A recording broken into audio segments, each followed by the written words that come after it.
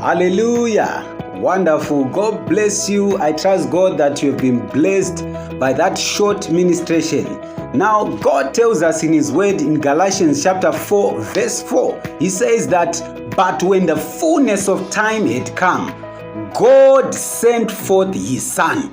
But when the fullness of time had come, God sent forth His Son. The key word there is the fullness of time. There is what we call the fullness of time, brothers and sisters. Now, imagine if God had sent His Son before John the Baptist. If Jesus had come before John the Baptist, who would have prepared the way for Him? You see now, there is what we call the fullness of time. This is where we have a challenge with our generation today.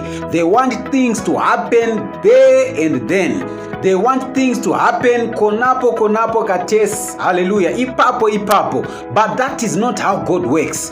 God has got what He calls the fullness of time. That is why He tells us in Ecclesiastes chapter 3, verse 1, He says that there is a time and a season to everything under the sun. Now, because there is a time and a season, that is to tell us that our God operates in times and in seasons for everything under the sun.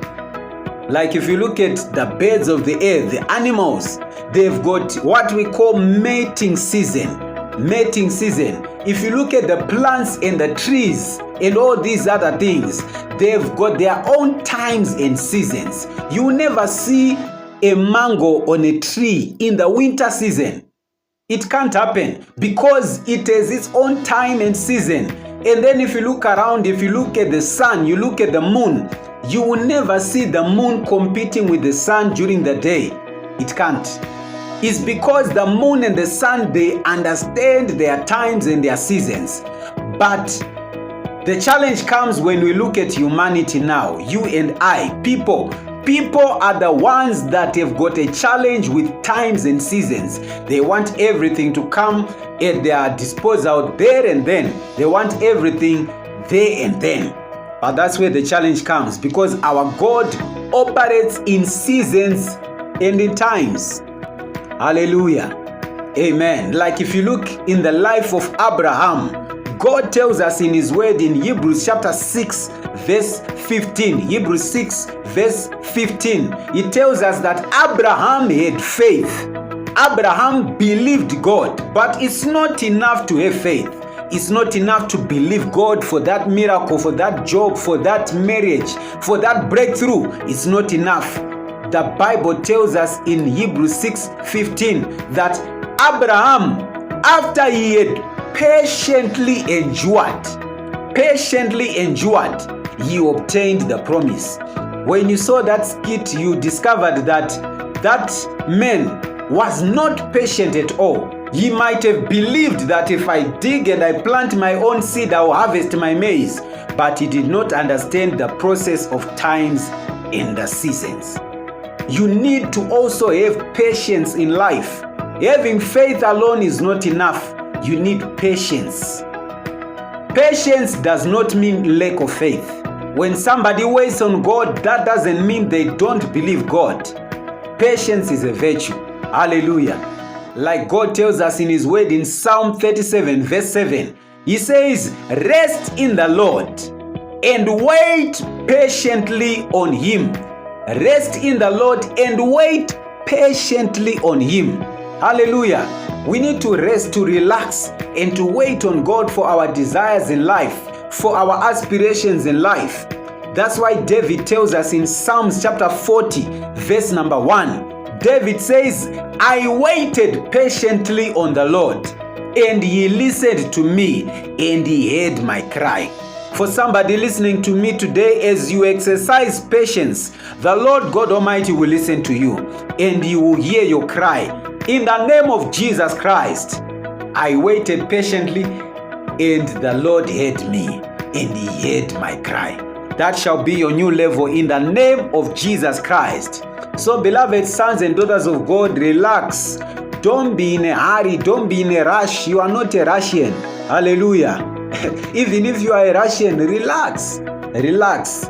God is on your side. Delay is not denial. trust God's process. Trust Him to take you through the process. And one error that we see in our generation today is comparison. Comparing yourself with others. Oh, my mates are already married. My siblings are already married. They are already doing this. They are already employed. They've got cars. They've got this. But look at me. I'm still here.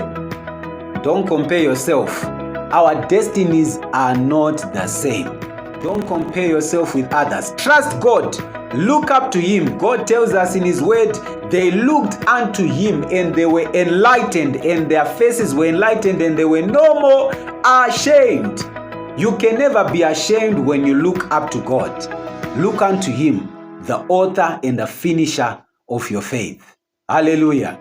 Always remember that the higher the building, the deeper the foundation. You might be taking longer to do what others did very easily, but trust Him even when you can't trace Him. Trust the process of God and He will establish you. He tells us in His word in Ecclesiastes chapter 3 verse 11. He says He makes all things beautiful in His time. May the Lord grant you patience to endure and to trust His process in the name of Jesus Christ. Amen. Now I want to pray with somebody who is disconnected from God. I want to give you this assurance. God Almighty can do anything for you if only you can trust Him. He says that He will do exceedingly abundantly above all that we can ever ask or think. Is there something you want God to do for you? The first step is to give your life to Him. Give your life to Jesus Christ. Surrender to Him. And I want to pray with you today.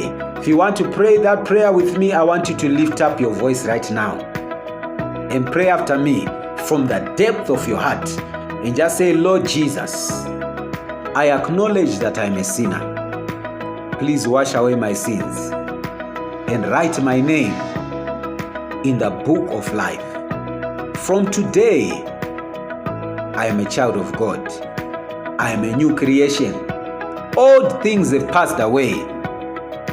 All things are now new. Please, Lord, grant me the special grace to trust you, to be patient with your process. In the name of Jesus Christ. Thank you, Father, for saving me. In Jesus' precious name. Hallelujah. I rejoice with you. If you prayed that prayer, God Almighty has welcomed you home, and your name is written in the book of life. Now, after this, make sure you continue to read your Bible, to pray, and to always seek the face of God and His direction concerning any matter in life. Hallelujah. And the Lord God Almighty will grant you your rewards as you patiently wait on Him. In the name of Jesus Christ. Hallelujah. This is Pastor Ryan, pastor in charge of RCCG Bulawayo, the King's Parish, right here in Zimbabwe. The Lord bless you. The Lord keep you. The Lord cause His face to shine upon you. In Jesus' name.